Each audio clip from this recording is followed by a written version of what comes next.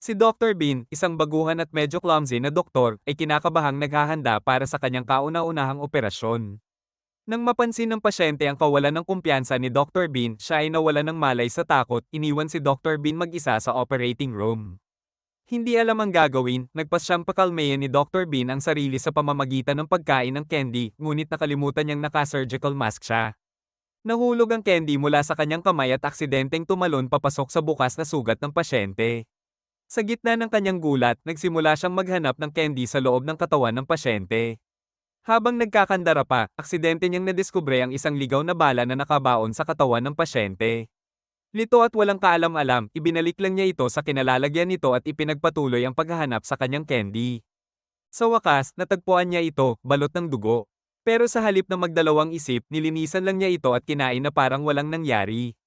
Pagbalik ng mga totoong surgeon, napansin nila ang bala at nahirapang magdesisyong paano ito tatanggalin.